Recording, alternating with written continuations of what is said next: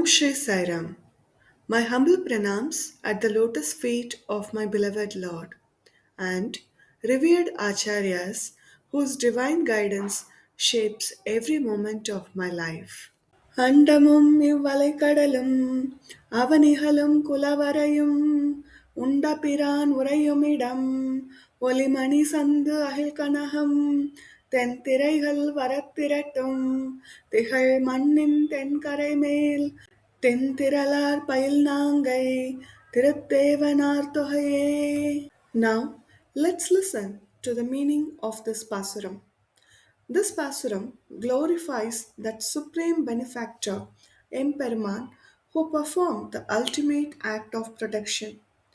During the cosmic deluge, that's Pralaya, when all the worlds faced a grave danger of dissolution, it was Sriman Nārāyaṇa who mercifully consumed the entirety of creation with infinite compassion.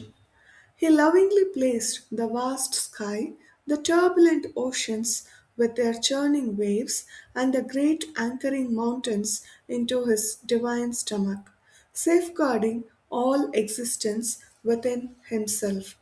The Alva reveals that this very same Lord, the protector of all the worlds, has now chosen to reside at Tiruttēvanār Togai, making his supreme and accessible grace readily available to all his devotees.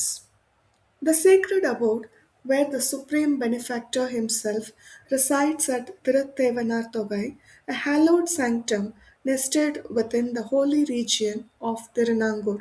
This divine place is gracefully situated on the southern banks of the magnificent river.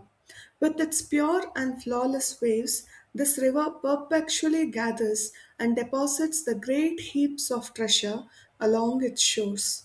The radiant and precious gems, fragrant sandalwood trees, logs of rare Devadaru and Agil, and the purest gold. This immense wealth causes the entire river bank to shine with a divine luster, marking it as a land of unparalleled prosperity, made holy by the Lord's presence. The word thiṛalār, this powerful phrase describes the blessed souls who inhabit in the sacred land. They are the ones endowed with a firm strength. This strength is not by the physical world. Rather, it is unshakable spiritual fortitude that comes with unwavering faith and loving devotion to the Lord. This holy abode is densely populated by these mighty Bhagavatas. Their spiritual power is so immense that they cannot be defeated or overcome by any force, for their entire being is rooted in the service and contemplation of Sriman Nārāyaṇa. They live firm and resolute in the sanctified presence of their Master. Now, let's listen to the inner meaning of this Pasuram. The Alva glorifies the Lord, who in the time of Pralaya performed the supreme act of compassion. When all the worlds faced dissolution, Sriman Nārāyaṇa lovingly consumed the creation into himself. The vast sky, the oceans, the mountains, and every living being, safeguarding them in his divine stomach. This was not a destruction, but a mercy.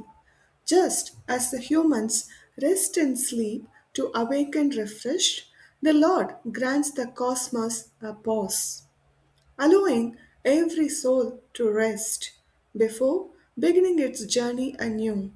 Out of his compassion, he gives the soul time to prepare for its final merger with him. This vision recalls the story of Markandeya Maharishi, who witnessed the Pralaya and saw a small child lying on the leaf, smiling upon the waters. Drawn into the child's mouth, the sage beheld the entire universe within, including himself. Emerging again, he realized it was Lord's grace, showing him the mystery of dissolution and protection. The message is very clear. The Lord alone holds all the existence and He alone preserves it. The Pasuram also praises the blessed devotees of this sacred land as thiṇ, those of firm faith. The strength is not physical might or worldly wealth, but the unshakable fortitude born of faith and devotion. The true strength lies in offering every act at His lotus feet. Such Bhagavatas, rooted in service and contemplation of Lord Narayana, are like lions unconquerable. To illustrate this, the story of Prahlāda shines as a perfect example.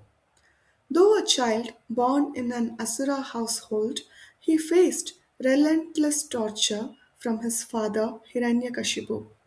Yet, Prahlāda never wavered in his faith, chanting the Lord's name at every moment. Fire, poison, elephants, oceans, nothing could harm him. His unshakable conviction brought forth the Lord Himself as Narasimha from a pillar, proving that faith is the greatest strength. Similarly, Draupadi in the Mahabharata found her strength not in the physical defense but in surrender. When humiliated in the Kuru Sabha, she raised her hands and cried out to Lord Krishna. Instantly, he came to her rescue, providing endless cloth to protect her honor. Her faith became her shield, and the Lord responded to her call. The Pasuram teaches that the Lord's compassion preserves all creation, granting rest before the renewal. It also teaches that the real strength is not the body or the possession, but unwavering faith. When the soul calls, the Lord cannot stay away. He rushes to protect, uplift, and unite us with Himself.